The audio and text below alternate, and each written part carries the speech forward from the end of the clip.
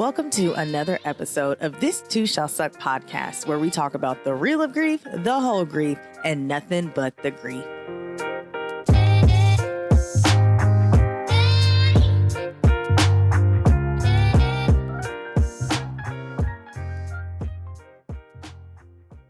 Welcome back, welcome back, welcome back.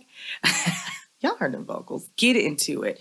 Y'all, welcome back to season 2. Season 2 of This Too Shall Suck podcast. I am absolutely just floored and flabbergasted that here we are in season 2. And I'm just so excited to be here. I'm just so excited to be able to share some more tips with you guys, dive in more about grief, and just super humbled that you guys have listened for, a whole season and now into season 2 and want to talk about this taboo topic that, at the end of the day, I just knew it was something that I needed to talk about. It was something that we all needed to talk about because it was something that no one wanted to talk about. So I am just super grateful, humbled, and honored that you guys are here for season 2. We are in 9 countries, and I am just, listen, I know I keep saying it, but I'm just floored. Honestly, I'm just floored at how far this has gone. When I started this journey, I just didn't know. I was just sharing my story. So I'm just grateful for the opportunity to be able to be here. So welcome back to season 2. If this is your first time listening, I am your host. My name is Loryn Denise, and hopefully you have listened all through all 10 episodes of season 1. We dove into some really good topics. We were talking about, coronavirus. We were talking about being Black in America. We were talking about grief when it comes to work. We were just talking about a lot of different things, and it was really good. I'm not tooting my own horn because, obviously it's my show. But honestly, we were just able to dive into some real topics. So thank you for joining. If this is your first time here, thank you. If you are, back, if you are a solid, loyal listener, hey, y'all. That sounded real Southern. Hey, y'all. So if you have not listened to season 1 and you are a new listener, you can go back and listen to season 1, and I talk about who I am. I share my story, and, we just talk about some real things. So thank you guys for being here. Before we dive into the episode, just kind of some updates of what's been going on in my life. During my break from season 1 to season 2, let's see. Oh, okay. So the month of October, we did a fundraiser. So basically, I shared in season 1 that my mother passed away, and I started doing a challenge, or kind of a hashtag Spirit of GW, which GW is my mom's initials. And so I started doing it, acts of kindness for someone every day in the month of October to represent Breast Cancer Awareness Month. It's my birthday month because my mom passed away from breast cancer. So this year I wanted to do something amazing, because I have this platform. So I decided to do a Spirit of GW fundraiser. Actually, it came from a thought of my friend. So shout out to my homeboy, Corey. He actually gave me the idea to do it.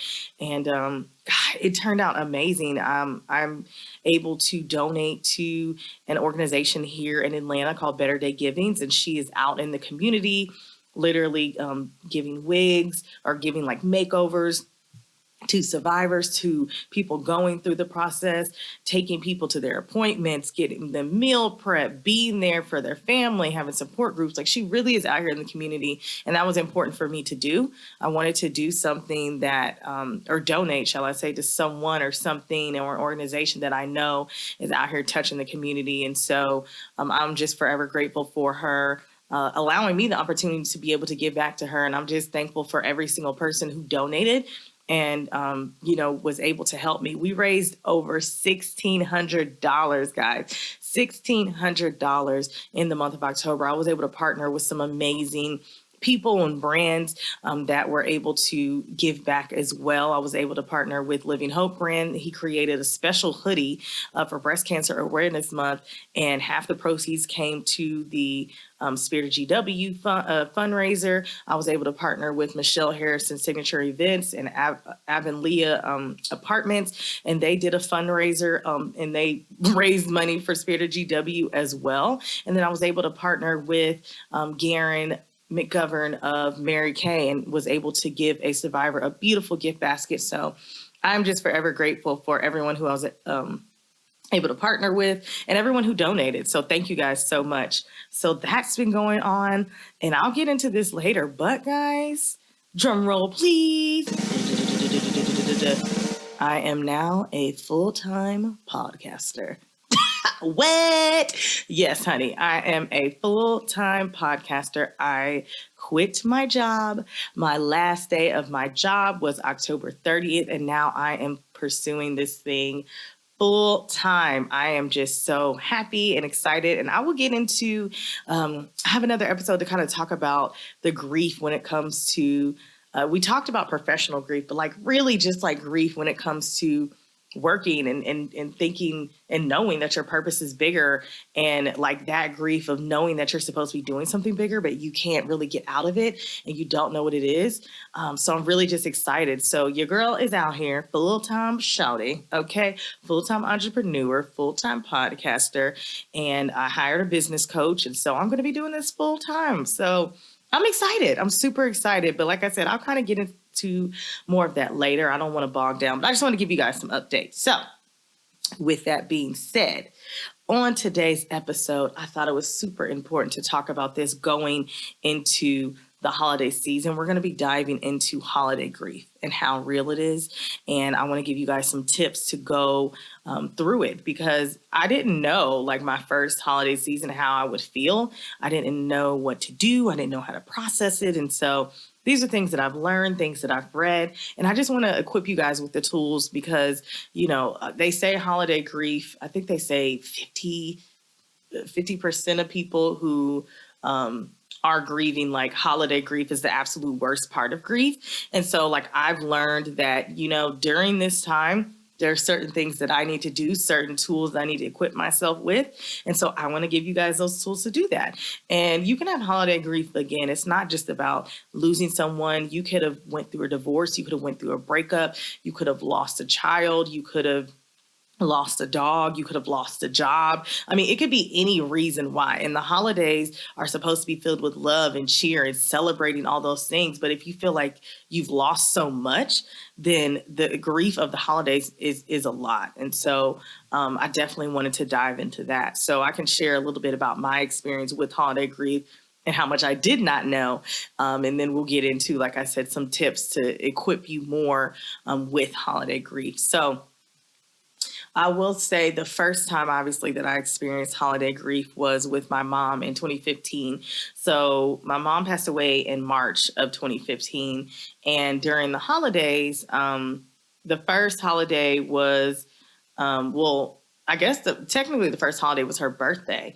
Her birthday is November 2nd. And so that was, you know, kind of the first real thing that I had to deal with, because it's in November, you know, Thanksgiving's coming up, and then Christmas, New Year's. So all of these things are happening. So that was kind of, and I'll have an episode to talk about the first, because I think that's important and it needs its own space as well. But, so really, like, the first holiday for me was her birthday. And, you know, that first year I wanted to do something to honor her. Like I said, you know, I started the Spirit of GW, but I was living in Phoenix at the time. And so I wanted to do something with my family, like able to come back home and do something with my family. And so we did like a balloon release, which I think is a really good idea if you have lost someone. I think it just, I don't know, it just gives you a little bit of peace. But basically, I went to the store, I got some pink balloons for breast cancer. I put like these little lights in them, or you can buy some that have lights in them, but I put these little lights in them, and then I had everyone in my family, some of my mom's closest friends, I had them write a note on a index card. And then I punched holes in them, and then I tied the string around them. And then what we did, I think it was like nighttime, what we did is we stood on the balcony, we said something, we said, "Happy birthday, Mom." We kind of talked about it, and then we released the balloons into the sky. And so I called it sending notes to heaven. And it was just something, like I said, it was something small, and it wasn't anything big. It wasn't anything over the top, but it was just like that little, like, "Hey, Mom," like, it was really sweet. It was something sweet to do. But little did I know that I would be severely triggered when it came to Thanksgiving, Christmas, and New Year's. Okay. Because I'm like, "Oh, great. We can just do something every time. And it's just wonderful." No. No. Oh, your girl was triggered. Like, for real. Like, it was crazy. And again, I think I just didn't know and didn't understand what it meant that, you probably are going to be triggered, and you just need to prepare yourself and be mindful that the activities that occur within the holidays are going to bring a different and higher level of anxiety and stress, even if you don't like knowingly think about it. But I wasn't mindful of it because I knew obviously it was my first holidays without my mom. But, I'm like, okay, well, me and my family will still try and carry the torch and do what we need to do. But I just wasn't really prepared, honestly. And so that's why I want to give you guys some tips, because I think it's super important to make your plans.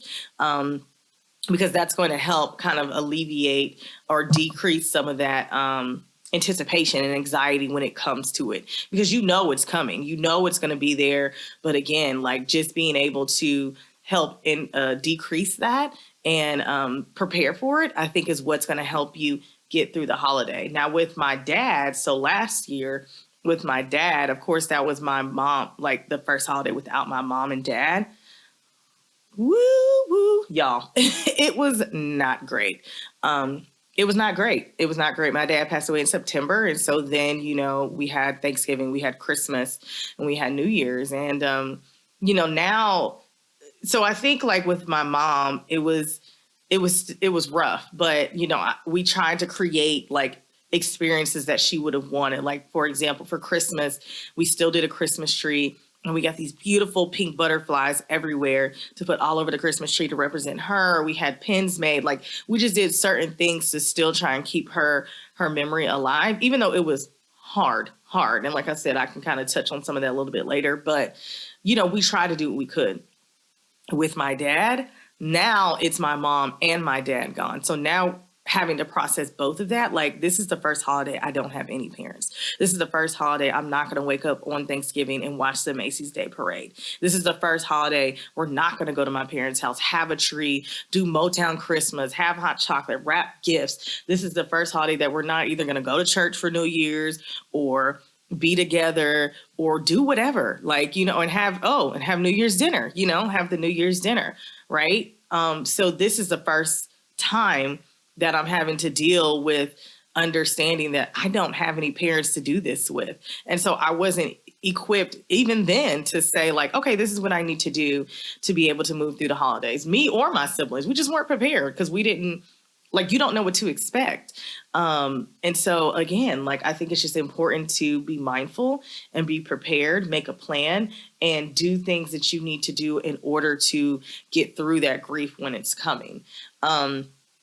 And so I just lost my train of thought. See, this is real. I could tell my producer to cut this out, honestly, but no, this is real. This is what y'all get.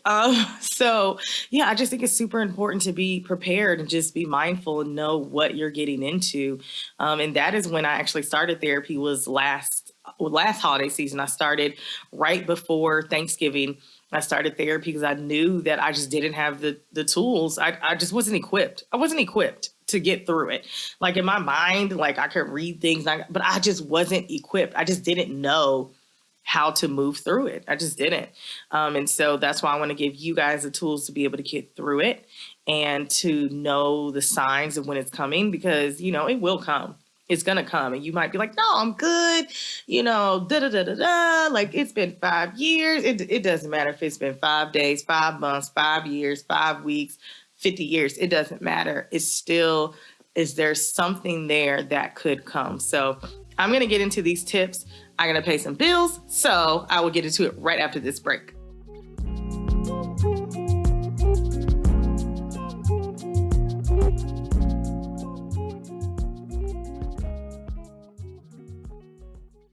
This week's episode is sponsored by Anchor. If you haven't heard about Anchor, it's the easiest way to make a podcast. Let me explain. Number one, it is free. That means no monthly subscriptions, no hidden fees. It is free 99. There's creation tools that allow you to record and edit your podcast right from your phone or computer. So you don't have to buy all this equipment that I decided to buy. You can do it right from your phone or computer. And Anchor will distribute your podcast for you. So it's so easy for me to upload an episode, and it can be heard on Spotify, Apple Podcasts, and many, many more. And you can actually make money from your podcast with no minimum listenership. It's everything you need to make a podcast in one place. Download the free Anchor app or go to anchor.fm to get started, and let's get into the show. All right, guys, and we are back. So I have about 10 to 15 tips. And I know that sounds a lot, but I'll try and get through them quickly. But, just write down the ones that you think will make the most sense for you. I'd rather give you more tips than less tips. And you're kind of feel like you're out here on your own. So I would rather overshare than undershare for sure. So, like I said, do what tips or write down what tips work for you and where you think you're at. And then, everything else, say, okay, well, maybe I can share this with somebody else. But I think that's the thing. I don't want to call this a tip, but I will say just be patient with the process. So whatever that process is for you while you're going through this, just be patient with yourself. I always say, just give yourself grace. Just be patient. You're learning. This may be your first time having to deal with it. This may be your first time actually processing it. But, I think you just need to be patient and figure it out as you go. And that's okay. To say, I don't really know what to do here. I don't really know how to move forward. And that's okay. That's totally fine. But just be patient with yourself. So I kind of touched on this a little earlier, but the first tip is just be mindful. Be mindful of the anticipation of the holidays. So obviously, like I shared earlier, holidays, during that time, although they are such a time of love and family and joy, they can actually increase your anxiety and your stress levels. And again, for me, I think that's something that I did not do. I wasn't really mindful of it. And that's kind of why I had the trouble that I did, especially last year. So just be mindful of the anxiety and stress that it can create and kind of plan accordingly, right? So that kind of goes into my second tip is make your plans accordingly. Make a plan, stick to it as much as you can. But I think having a plan and having, a space to say, okay, this is my plan. My plan is to be with my family on Thanksgiving, but to spend time alone on New Year's, or to be here on Christmas, or to have a Friendsgiving, whatever it is, make a plan, because that can alleviate some of that stress. Because let me tell you, last year, of course, everybody was reaching out to us because they knew that it was going to be hard. And so me and my siblings, we had no idea what we were going to do. We didn't know what we were going to do for Thanksgiving. We didn't know what we were going to do for Christmas. We didn't know what we were going to do for New Year's, right? We didn't really have a plan. So having a plan to say, this is what I'm going to do. And obviously, be flexible, things change, but to say, this is where I'm going to be Thanksgiving, this is where I'm going to be Christmas, this is where I'm going to be New Year's or whatever, that can alleviate some of that stress, because we didn't know where we were going to go. And then so many people reached out and we were kind of like, okay, we can do this. Okay, let's go here first, then go here, then go here. It just put a lot of pressure on us to try and figure it out, instead of saying, okay, our plan is to go to our cousin's house and stay there. Okay, cool. My father-in-law's, not my father-in-law's, Lord, my sister's in-laws. I'm not married, y'all, so I ain't got no in-laws. So my sister's in-laws invited us over as well. And so we spent some time with them, and we spent some time with my cousins. And it was great, but we were just kind of like, well, what are we going to do? Who we're going to be with? So I think it's really important to make a plan and, kind of stick to it. And with that being said, don't be afraid to say no to party invitations, right? So for example, if you, and I could talk from my experience of obviously losing parents, but you could talk about someone who went through a breakup or who went through a divorce, and now you're going to your auntie's house for Thanksgiving, and now they're like, oh, well, what happened to Mark? Well, I liked him. So now I'm triggered, like now you're asking me this. I don't feel like dealing with this. So maybe you can't go to Aunt Teresa's house for Thanksgiving. Maybe you make some other plans, because it's like, I don't want to be in that space. Like, so they may invite you to a party and they may do that, but they're going to ask you and you're not in that space to be able to speak on it. It's okay to say no. No is a complete sentence. I was just telling my friend the other day, I said, I learned that no is a complete sentence, right? And you don't have to explain yourself. And that's something that I had a hard time doing. I'm doing much better at it, but it was something I had a hard time doing. I'll be like, no, well, boop, boop, boop. Listen, no, period. That's it. And if someone asks, then you could choose to explain yourself, but you don't have to. It's okay to just skip an event if you know that you're just not in that space to be able to do it.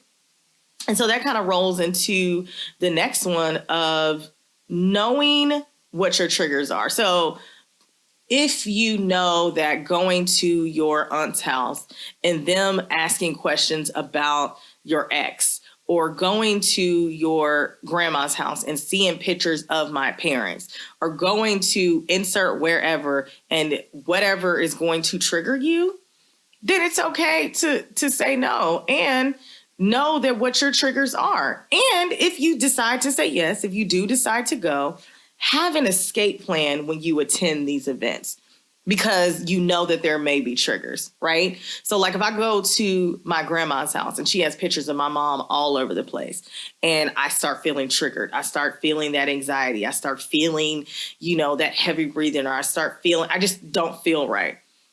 I need to have an escape plan. I need to know that, okay, I know I'm going to go over here to grandma's house.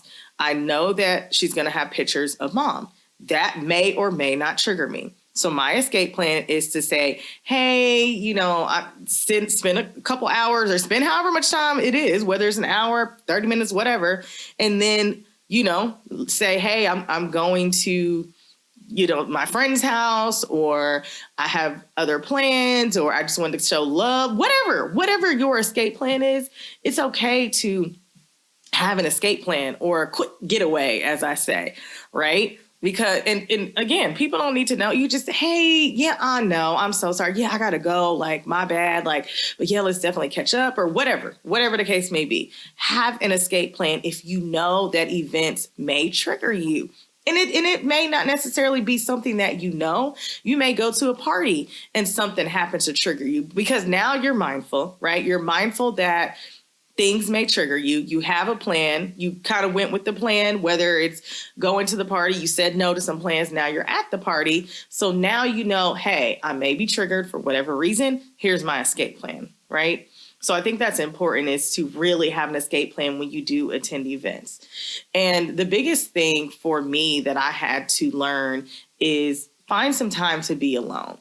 And I know that sounds almost like contradictory, like, well, don't you need to lean on people? You do. And I'll get into that as well. But I think you also need to find some time to be alone. You need to find some time to process what you're feeling, to process that, hey, I'm grieving during the holiday right now, to process, hey, I really want to go to these functions or to these events or to Thanksgiving or to Christmas or whatever, but I'm struggling. I don't know if I can do this, and give yourself time to process that. Honestly, like, you can be the most extroverted person. Like I tell people all the time, they don't believe me. I feel like I am an extroverted introvert because I love my time by myself, but I also love being around people, right? People are like, no, you're just an extrovert. I'm like, no. I really am an extroverted introvert. I really enjoy and need that time by myself to process whatever is in my thoughts are. I was sharing with a friend, like, my mind goes a million places all the time. Like, literally, I've been waking up every day for like the past 3 weeks in the middle of the night because my mind's just going. And so I need that time to myself to process that. And if I'm constantly around people, I cannot do that, especially during the holidays. So again, if you're at a party and you don't feel like, okay, I'm being triggered, and you don't feel like you necessarily have to leave, take that time for yourself. Step outside, go for a walk, just go to the bathroom, do whatever you need to do to be able to take that time for yourself. Because I know it can be overwhelming. It's overwhelmed me before. And so sometimes I just have to go outside or go for a walk or go in the bathroom and sit for a while. You know what I mean? They'd be like, oh, you good? Yeah. I just, my stomach was hurt. So whatever you need to do for that.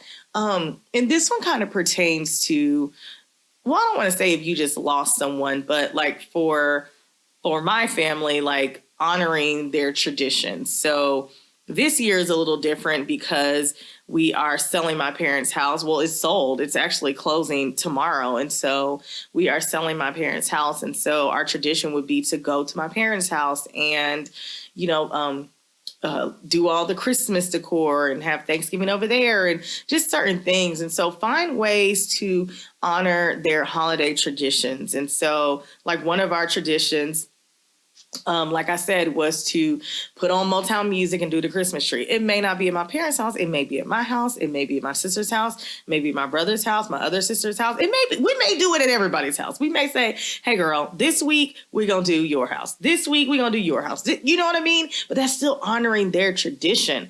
Like just holding up a little piece of being together, putting on Motown music, decorating the Christmas tree, having a little game night, just being together, right? Like just honoring in any way that we can, even if it's obviously not exactly what we'd be doing because it's in a different space, but we're still honoring who they were. And my dad would usually make ribs. Now your girl can make ribs, okay? And they're quite tasty. So we might make some ribs this year. Well, I might make some ribs this year as well. But if this is more this is kind of both. Like this could be like a loss of somebody, or this could be like, again, if you had a breakup or, whatever your grief is, try new holiday traditions. So I understand that for some people, it may be really hard, and too painful, and again, too triggering to honor those traditions. And so, it's okay to try new holiday traditions. Maybe y'all usually do like a typical, standard Thanksgiving, the turkey, the ham, the greens, beans, potatoes, tomatoes, all that. Maybe you do all that for Thanksgiving. But maybe this year you're like, you know what? I want to do a Mexican fiesta for Thanksgiving. Baby, do your thing. You want to do a seafood crab bowl? Do your thing, honey. Okay, you do what you need to do, and try new holiday traditions to be able to help yourself get through these, because it may be painful. Like maybe you and your ex-husband used to, fry the turkey together every year. Okay, well, I don't want to do that. Because that reminds me of him, and I'm not in the place to be able to do that. So this year, I'm not going to do fried turkey. I'm just going to do ham. Or like I said, maybe we're going to do a potluck and have a little Mexican fiesta or whatever else everybody wants to bring, right? Do whatever you need to do for you. So if listening to Motown, Christmas is going to trigger you, then, find a new one. Listen to Ariana Grande Christmas album. Don't sleep on it. It's actually very good. Okay. Before anybody comes to me, it's actually very good. Listen to Mariah Carey's, All I Want for Christmas Is You. Whatever you need to do to just be okay and create those new holiday traditions, especially if you have like a new family. If you're like just newly married or something like that, it's a nice thing to be able to create those traditions. Like, for example, my family, all my cousins and aunts and everything on my dad's side, we're getting together for Thanksgiving. And that's something that we've never done. Not on my dad's side. Like on my mom's side, we used to do it all the time. But on my dad's side, we've never done it. So we were like, you know what? This year we're going to change that. So we're going to be all together, because to us, it's just about being with family. And don't worry, we're all going to get tested. We're going to social distance. Calm down. Y'all know I don't play about that. And so another thing that you could do is, honestly, you can just leave town. You can just leave town altogether. If being in Atlanta is too much, I will leave. People know I'm quick to get in the car and go somewhere. I'm driving up to Charlotte this weekend, for a friend's wedding. But again, do what you need to do. If you being in wherever you're at is too much, that's fine. Just leave. And, obviously tell someone where you're at so you can be safe. But, again, but that kind of goes back to creating that new tradition. Maybe this year you're like, you know what? Like, I can't do it. And you leave and you go to a resort somewhere. And then you're like, wow, that was really fun. And maybe now it's a new tradition that you do every year around the holidays. Instead of me being here, I go to the resort. I go and reset, relax, refocus, do whatever you need to do. Right? So it's okay. It's totally fine. Again, I feel like that's a new tradition, but if you have to, baby, leave town altogether. And so this is where I feel like people may be like, that's contradictory. Because of course I told you take that time to be alone, but also connect with others. And again, you have to take that time to be alone to process those emotions. And then you connect with others to be able to speak on those emotions and to work through those emotions if you need to, right? But I think you have to be alone to process it. But then connecting with others also gives you, well, I'll say for me, it recharges me and gives me the energy that I need sometimes to be like, okay, like, I process, this is how I feel. Now I'm able to go talk to, and my friends are wonderful about this, to be able to go talk to my friends and say, hey, I'm really sad, y'all. Like, I am really struggling with this.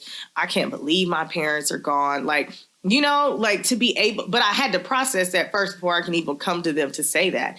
And it could be talking about, the good times that y'all had, or, talk about, hey, this is how I'm feeling, or today is a good day. Tomorrow may not be a good day, and creating those moments and those spaces to be able to do that. So I don't think it's contradictory. I think you do have to have that time alone to process it, but then you need to connect with others to have a support system. We talked about this in season 1 on episode 2 with Justin DeBowles, who was the licensed counselor. He talked about having that support network and that support system, who's a shoulder you can lean on, who can be there, who can say, hey girl, let's go and do whatever, or hey, we're going to come over to the house and cook dinner, whatever it is. But I've had the time to process it alone. So now I can open up and be able to do that. Right.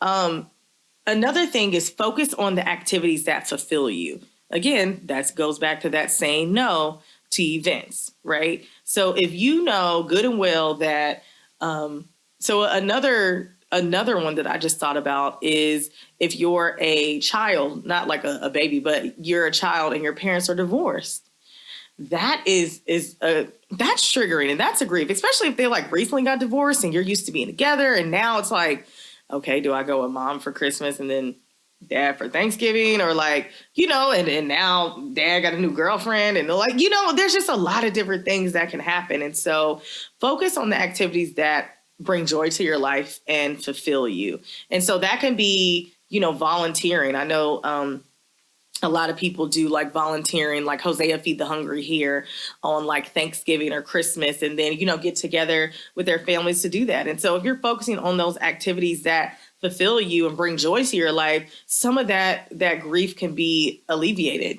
So if you're like, okay, well, on Christmas, I'm going to volunteer in the morning.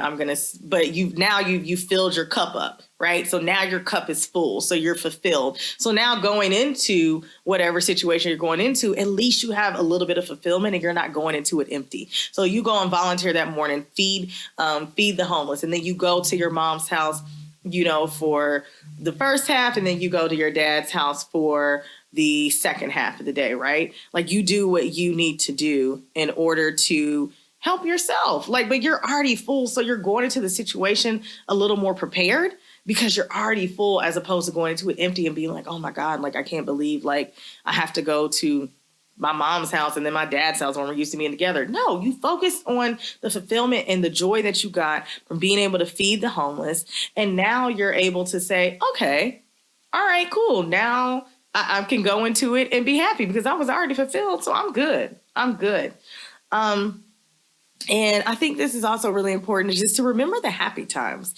For us, like for my family, like I really try and like focus on those happy times. Like I said, those moments when we did play Motown Christmas and we're decorating the tree and we were doing all that. Those are happy times. And that gives me so much joy. I was sharing with my roommate the other day. I was like, oh my gosh, I can't wait till Christmas and decorating. She's like, really?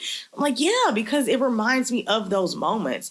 And it doesn't always have to be sad. Those moments were happy moments. So if those were happy moments in your life, allow them to be happy moments. Don't allow grief to bring them to sad moments, because grief will do that, because you're thinking of like, oh my God, this is such a happy moment. So you immediately get sad because you're no longer able to have that moment. Like I said, if your parents are divorced and you all did things, you're no longer able to have that moment in time together.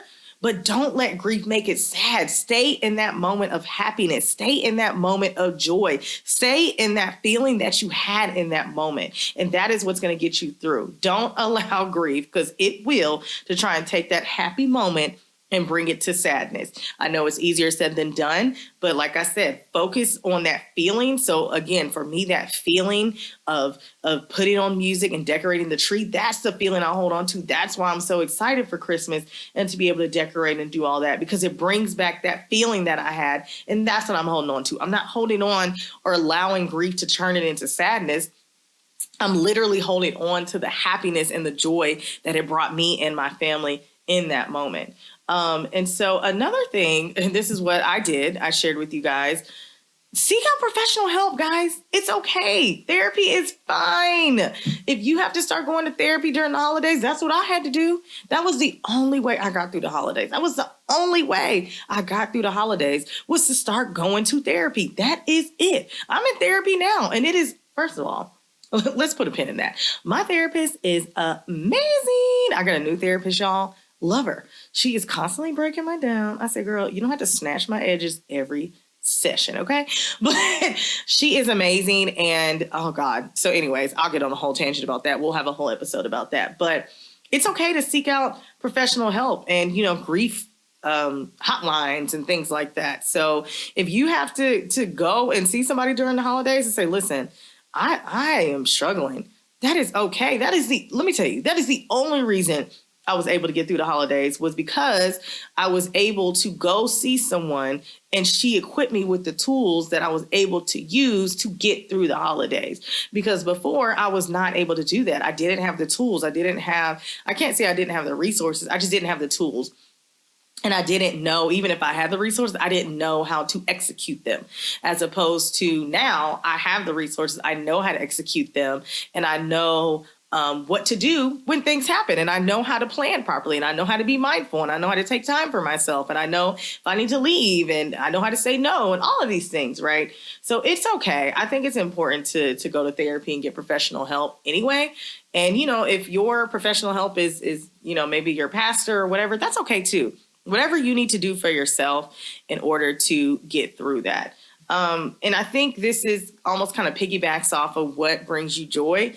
Do random acts of kindness. That's what I did for my mom, in October.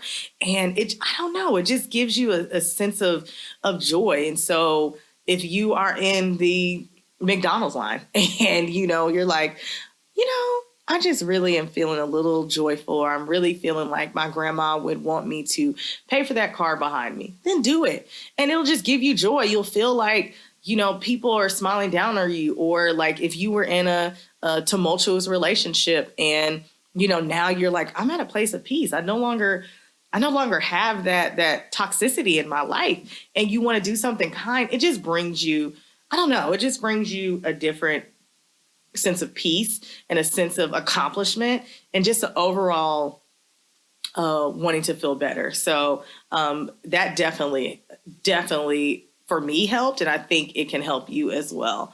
And this kind of almost goes with hand in hand with finding that time to process it alone.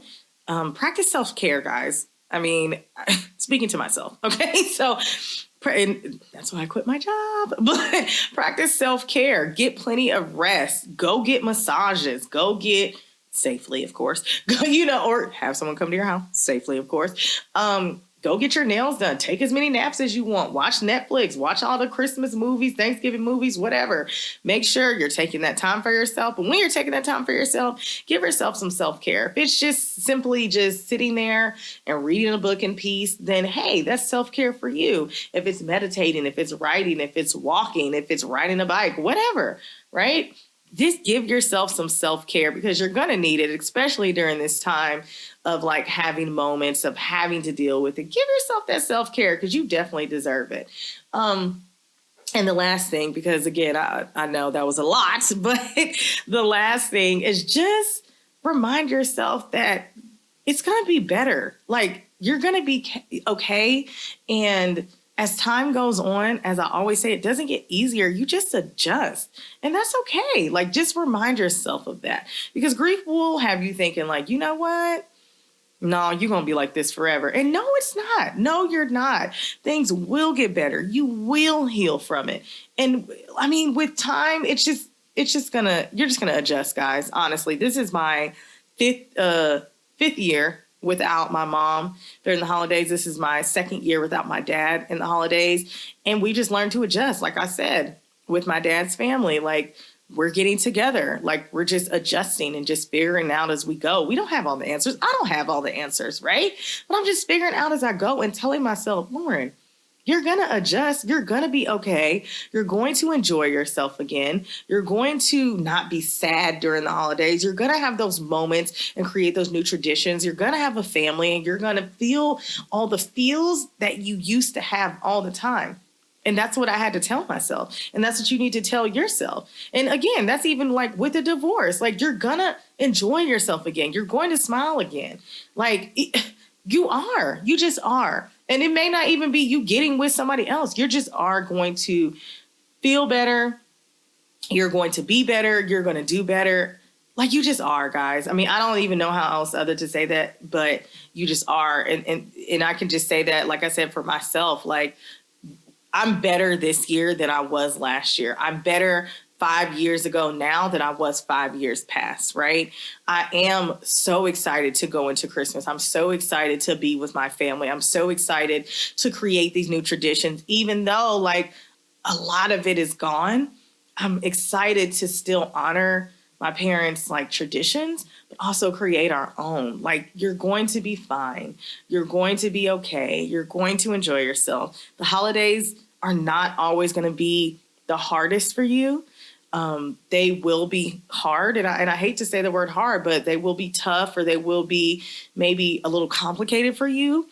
And it may take some time to get over that. And it may take some time to get through that. And that's fine. That's totally fine. But what I can promise you is that it will be all right. You will be all right. You will be fine. And you will love the holidays again. You will. You will love them again. Right now, you may not love them. Right now, you may hate them. Right now, you may be scared of them. But you are going to love them again, guys. I promise you are. Because all of these things, all the tips that I just shared with you are things that I had to do. And that's the only reason I can sit here and tell you that you're going to be fine, because I had to do the same thing, guys. I did the same thing. I went through all these steps. I went through therapy and learned the tools, and now I know how to execute it. And you all are going to be totally fine. I promise you are going to be absolutely fine. And as I always say, and I will continue to say it every single episode, as you are going through the process, as you are learning to love the holidays and getting through it, be kind to yourself and give yourself grace. Because if you don't, who will?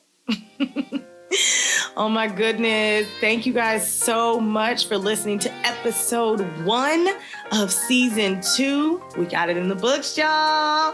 I'm so excited for you guys to hear the rest of the season. We're going to be diving into all types of topics, having all types of guests. I'm just super just excited. I know I keep saying that, but that's my favorite word. Excited to just continue to share with you guys and help you get through it and create this safe space. So, yeah. Sorry, I just had a burst of excitement, but thank you guys so much for listening to another week's episode of This Too Shall Suck podcast, where we talk about the real of grief, the whole grief, and nothing but the grief. This episode was produced by Mike Sick, and our original music is produced by Jimmy Samaj. You can follow me on social media on Instagram at TTSSPod, and you can actually visit my website at ThisTooShallSuckPodcast.com. Also, feel free to drop me a line, send me a DM, but if you don't have Instagram, it's cool. You can send me an email about any topics that you want to hear, any questions that you have, or if you just want to say hey at hello@ThisTooShallSuckPodcast.com. Wherever you are listening, please remember to to rate, review, and subscribe. And share this podcast with someone you think it could help, especially going into the holiday season, you guys. As always, I love you guys, and I'm sending you love and light in your life because you deserve it. I'll see you on the next episode. Mwah.